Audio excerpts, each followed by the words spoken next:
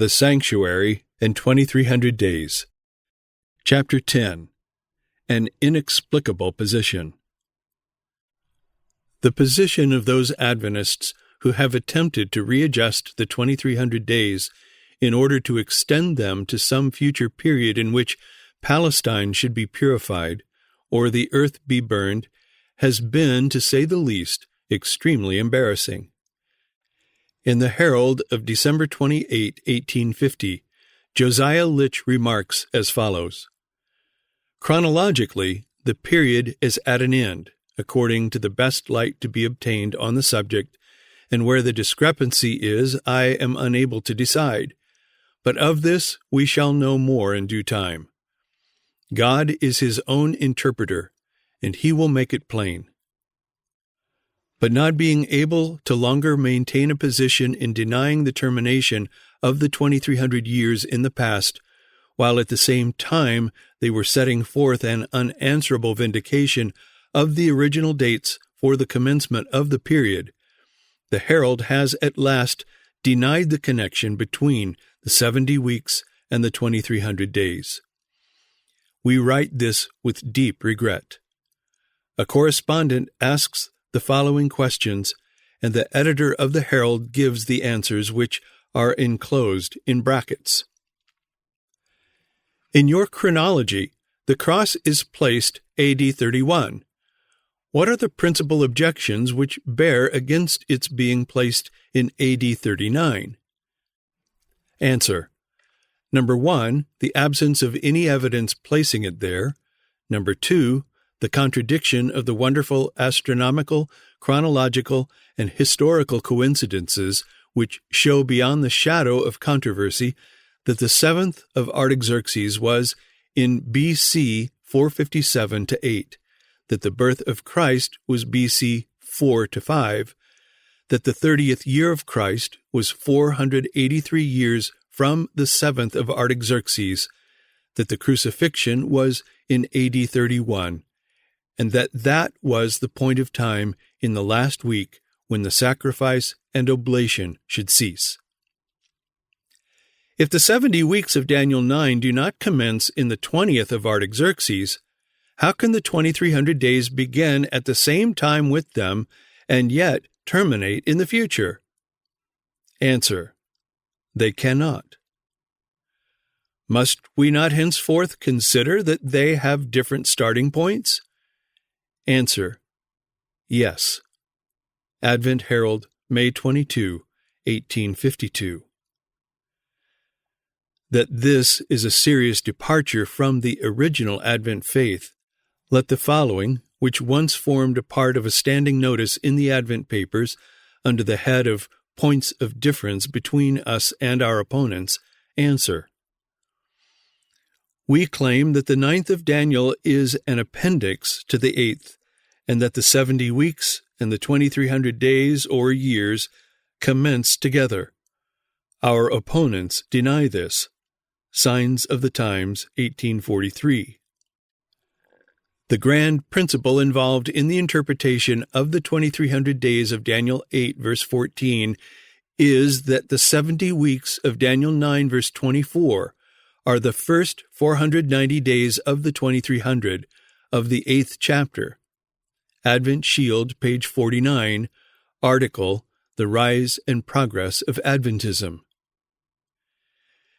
If it is not a serious defection from the original Advent faith to deny the grand principle involved in the interpretation of the 2300 days of Daniel 8, and in its place to take the position of our opponents, then we greatly err. Hear the opinion of Apollos Hale in 1846. The second point to be settled in explaining the text, Daniel 9, verse 24, is to show what vision it is which the 70 weeks are said to seal.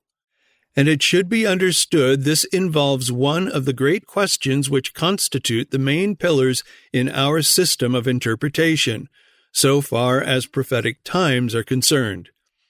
If the connection between the 70 weeks of Daniel 9 and the 2300 days of Daniel 8 does not exist, the whole system is shaken to its foundation, If it does exist, as we suppose, the system must stand. Harmony of Prophetic Chronology, page 33. Then the act of those who deny the connection of the 70 weeks and the 2300 days is of a fearful character. It is a denial of one of the main pillars in our system of interpretation so far as prophetic times are concerned.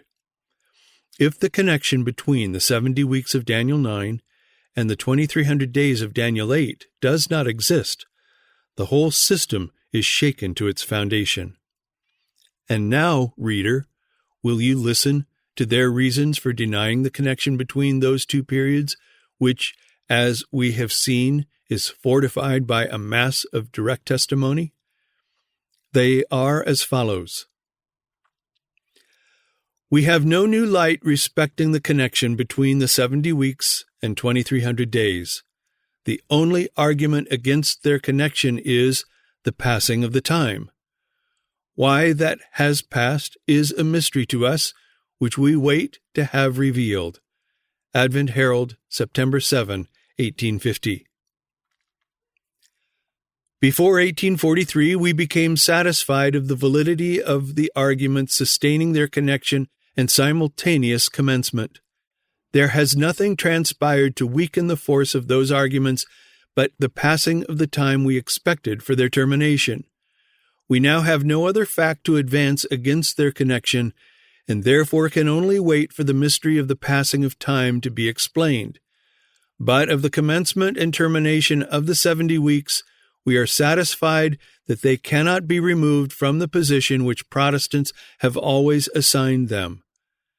Advent Herald, February 22, 1851.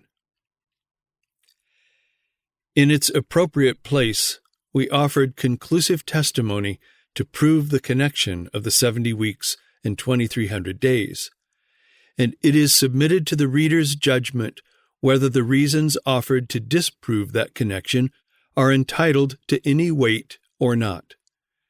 It will be seen that they grow out of the assumed correctness of the view that the earth or the land of Canaan is the sanctuary, and that the cleansing of the sanctuary is the burning of the earth, or the purification of Palestine at the coming of Christ. Before the reader adopts the conclusion that the 70 weeks, which Gabriel says were cut off, are no part of the great period contained in the vision which he was explaining to Daniel, we request him to follow us in the inquiry. What is the sanctuary, and how is it to be cleansed? This we shall presently follow out, and in doing it, we may discover the cause of our disappointment. There are two desolations in Daniel 8. This fact is made so plain by Josiah Litch that we present his words. The daily sacrifice is the present reading of the English text, but no such thing as sacrifice is found in the original.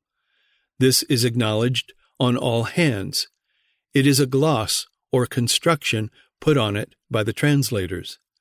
The true reading is the daily and the transgression of desolation. Daily and transgression being connected together by and. The daily desolation and the transgression of desolation. They are two desolating powers which were to desolate the sanctuary and the host. Prophetic Expositions, Volume 1, page 127. It is plain that the sanctuary and the host were to be trodden underfoot by the daily and the transgression of desolation. The careful reading of verse 13 settles this point, and this fact establishes another, that these two desolations are the two grand forms under which Satan has attempted to overthrow the worship and the cause of Jehovah. Mr. Miller's remarks on the meaning of these two terms and the course pursued by himself in ascertaining that meaning is presented under the following head. The two desolations are paganism and papacy.